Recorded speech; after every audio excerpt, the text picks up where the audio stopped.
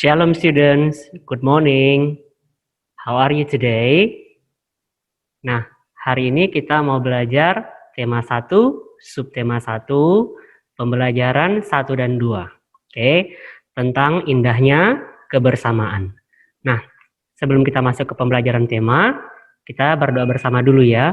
Lipat tangan, tutup mata, tundukkan kepala. Tuhan Yesus, terima kasih untuk hari ini. Kami mau belajar Tuhan, berkati pembelajaran tema kami agar berjalan dengan baik dan kami boleh menerima pembelajaran ini dengan baik.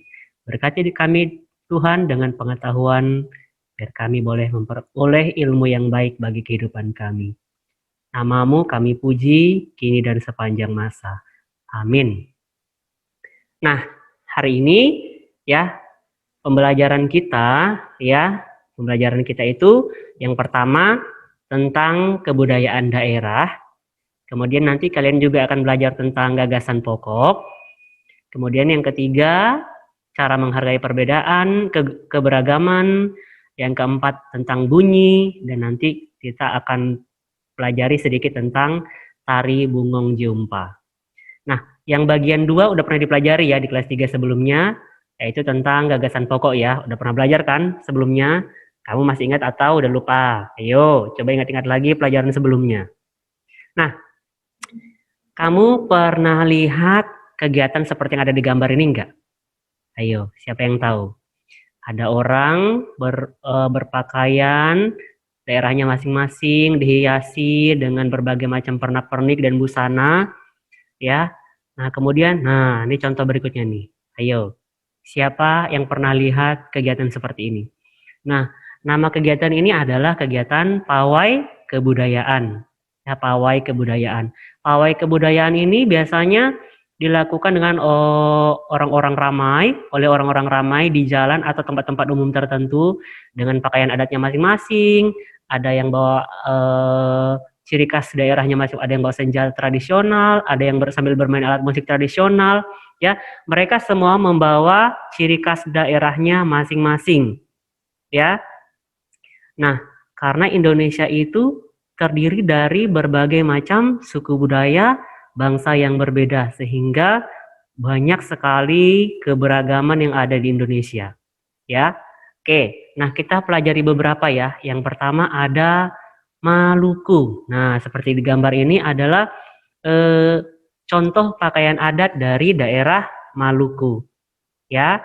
Nah, kalau yang pria atau yang laki-laki biasanya pakai kemejanya warna putih ya, kemejanya warna putih, bajunya warna putih, kemudian ditutupi sama jas merah. Nah, biasanya itu mereka yang laki-laki pakai topi panjang ke atas ya. Nah, kemudian kalau untuk yang perempuan nama bajunya adalah baju cele. Sama atasannya warna putih, kemudian rok merahnya itu warna merah bagian bawah ya, pakai rok merah agak lebar.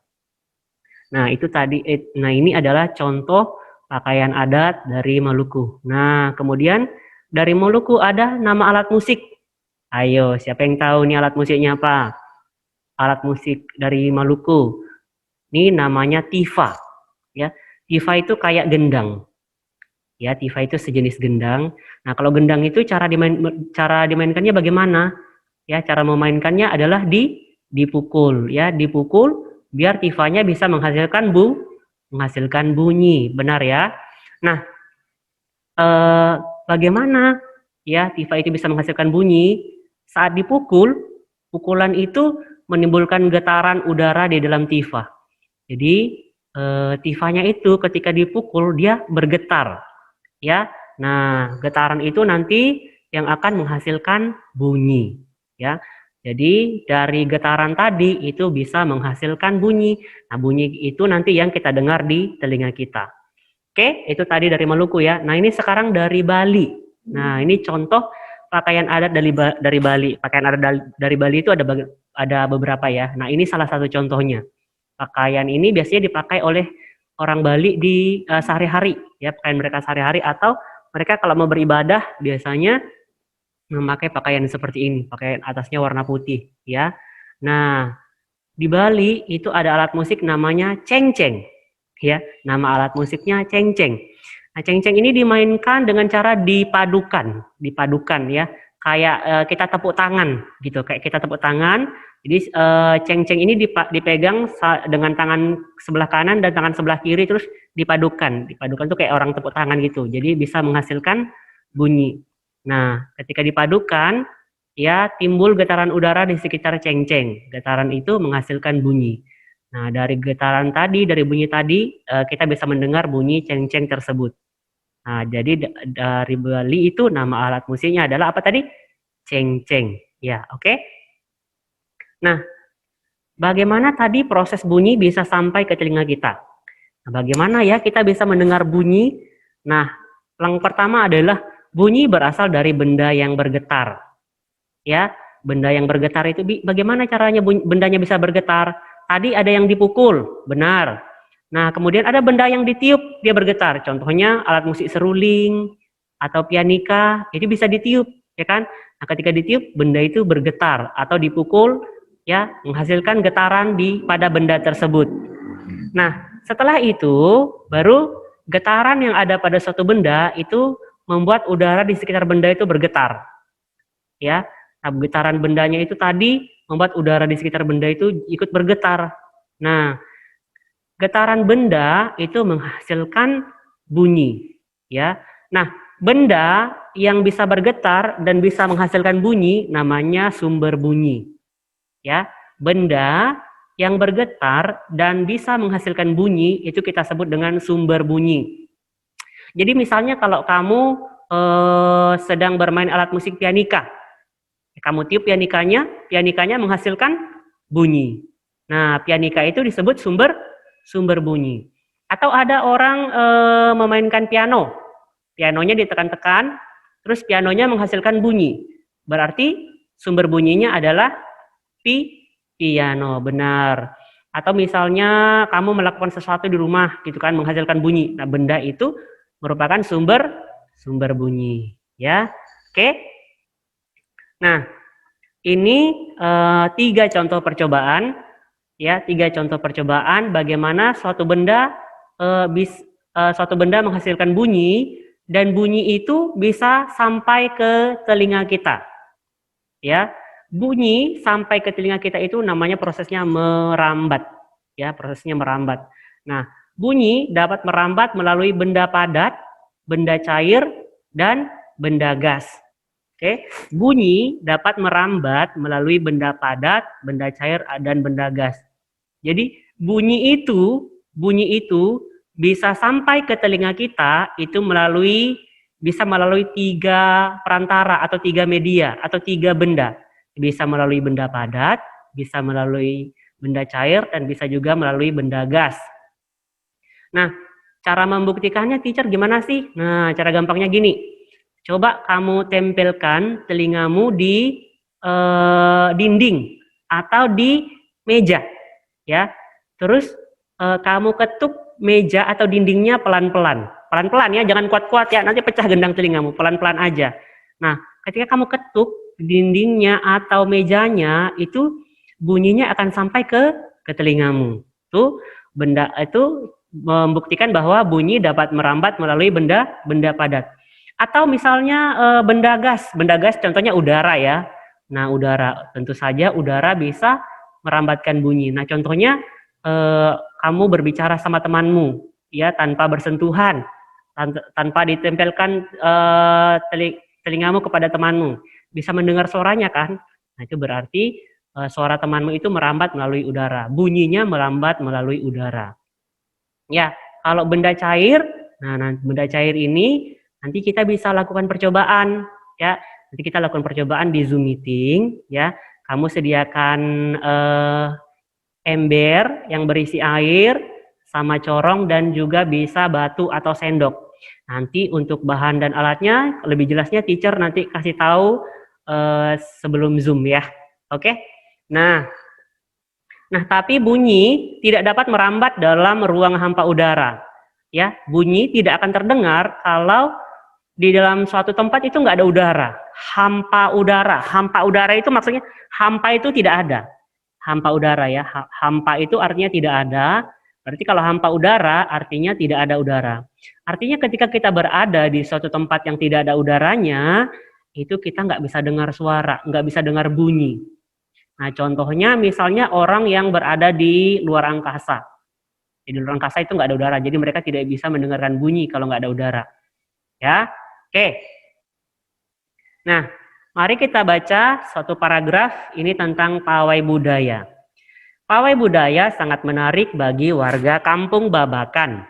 Pawai ini selalu menampilkan keragaman budaya Indonesia. Udin dan teman-teman tidak pernah bosan menanti rombongan pawai lewat. Tahun ini mereka datang ke alun-alun untuk melihat pawai tersebut.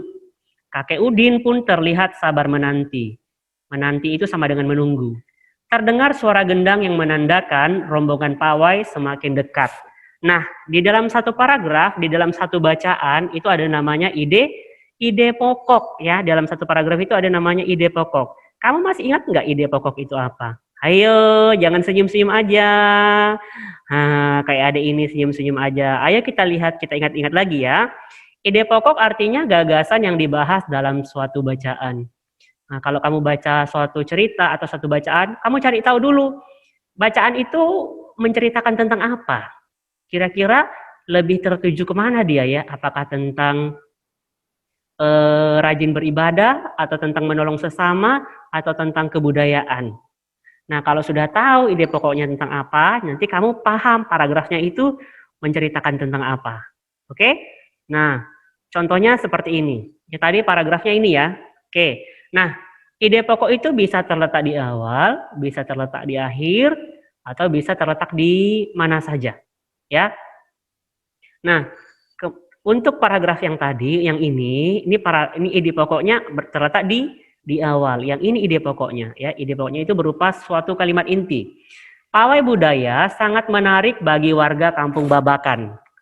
Nah, kemudian sisa paragrafnya ini namanya apa, teacher? Apakah namanya ide pokok juga? Tidak.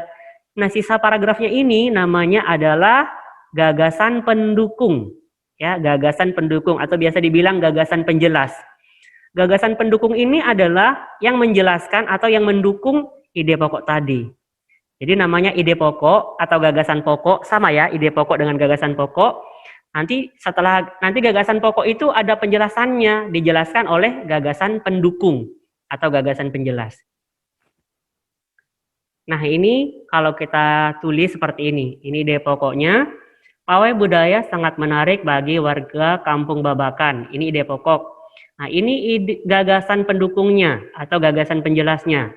Pawai ini selalu menampilkan keragaman budaya Indonesia. Ya, Udin dan teman-teman tidak pernah bosan nih sampai ke pawai semakin dekat. Nah, ini adalah gagasan pendukungnya. Jadi kalau kita tulis nanti bentuknya seperti ini. Ya. Jadi nanti kalau teacher minta tugas ya bikinnya seperti ini nanti ya. Oke, tapi nanti teacher kasih contohnya enggak yang panjang-panjang, teacher kasih yang pendek aja. Oke? Nah, tadi kita belajar tentang kebudayaan ya. Setiap warga negara Indonesia, setiap daerah di Indonesia itu punya kebudayaan yang berbeda-beda. Ya. Nah, karena ada keberagaman atau perbedaan tersebut, kita wajib menghargai dan menghormati perbedaan tersebut. Ya. Nah, bagaimana sih sikap yang benar atau cara menghargai perbedaan yang ada atau keragaman yang ada? Nah, mari kita lihat gambar yang pertama. Nih, gambar pertama itu ada beberapa anak-anak yang memakai pakaian adatnya masing-masing, itu mereka bermain bersama. Ya, apakah ini merupakan sikap yang menghargai perbedaan? Ya, benar. Ini adalah salah satu contoh sikap menghargai perbedaan, yaitu bermain bersama teman tanpa memandang suku atau tanpa membedakan daerah asal. Ya, jadi kalau bermain bersama nggak boleh. Kamu dari sini, kamu dari sana, aku nggak mau main sama kamu. Itu tidak boleh. Nah, itu namanya tidak menghargai. Itu tidak mencontoh sikap persatuan dan kesatuan. Oke. Nah, gambar yang kedua. Nih, ayo siapa yang pernah main ini? Ayo, dulu teacher Adel sering main lompat-lompat gini sih. Tapi ini sudah jarang dimainkan ya sekarang ya. Namanya lompat tinggi ya. Nah, ini juga contoh sikap menunjukkan menghargai perbedaan, bermain bersama-sama ya. Nah, kemudian ini lagi menghargai perbedaan. Di dalam suatu diskusi, ya di dalam gambar ini mereka sedang berdiskusi. Di dalam diskusi ini satu orang saja yang berbicara, yang lain mendengarkan dengan seksama, dengan baik. Nah, ini adalah contoh menghargai perbedaan, ya, menghargai orang yang berbicara atau tidak mencela orang berbicara. Kalau mau mencela, mencela dengan sopan ya. Oke. Nah, kalau kita mencela dengan tidak sopan, itu namanya tidak menghargai. Oke. Nah, kemudian yang kedua lagi, nah kalau misalnya ada yang lagi berdoa, kamu gangguin, nah itu namanya tidak menghargai. Nah, kita kan tinggal di lingkungan yang berbeda-beda ya. Ada yang beragama ini, ada yang beragama itu. Ketika temanmu yang berbeda agama sedang ibadah, kita tidak boleh mengganggu, tidak boleh berteriak-berteriak, melempari mereka, mengusili mereka, mengusik mereka, itu sikap yang tidak baik ya. Jadi yang benar adalah ketika orang lain beribadah, kita harus menjaga sikap. Oke? Nah, ya itu beberapa sikap menghargai ya. Nah, ini ada salah satu contoh kebudayaan dari Aceh ya. Namanya adalah tari Bungong Jeumpa. Tari Bungong Jeumpa ini berasal dari daerah Aceh.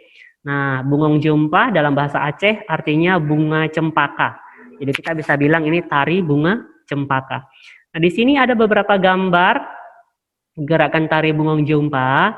Ingat ya, tari Bungong Jeumpa ini bisa dilakukan dengan bisa posisi berdiri, bisa juga posisi duduk. Oke, ini gerakan yang pertama. Kedua tangan di atas kaki, kaki dijinjit, hentakan 2 kali, ke kanan 2 kali. Kemudian kedua tangan di atas, kaki jinjit, hentakan 2 kali, ke kiri 2 kali. Jadi ini hitungannya 4 kali 8. Ini juga ada beberapa contoh gerakannya dengan hitungan 2 kali 8. Ini nanti akan kita praktikkan di pembelajaran 5 dan 6 kemungkinan ya. Oke, ini hanya beberapa gambarnya saja dan contoh gerakannya. Nanti kita praktekannya di pembelajaran berikutnya. Oke. Nah, untuk tugas, hari ini teacher untuk tematik, teacher kasih 2 tugas, gampang saja. Yang pertama, tuliskan ide pokok dan gagasan pendukung dari paragraf kedua. Di halaman 2 ya, ini paragrafnya, ini teacher kasih di sini, ini paragrafnya. Oke, nah kamu buatnya seperti yang tadi, yang ada, ini loh ide pokoknya, ini loh gagasan pendukungnya, ya. Kemudian tugas yang kedua adalah menulis 3 sikap menghargai keberagaman. Nah, ini udah 1 kan? Kamu cari lagi yang lain, tulis 3. Bikin seperti tabel di buku paket. Ingat buku paketnya jangan dicoret ya. Kamu bikinnya di buku tulis. Oke? Nah, untuk tugasnya sekian, untuk pembelajarannya sekian. Sebelum tutup, kita berdoa dulu ya. Tuhan, terima kasih hari ini kami sudah belajar. Biarlah Tuhan pembelajaran hari ini boleh kami pakai sesuai dengan firman-Mu, biarlah firman-Mu tinggal di dalam hati kami, dan ilmu yang kami pelajari berguna bagi kehidupan kami. Nama-Mu kami puji, kini dan sepanjang segala masa. Amin.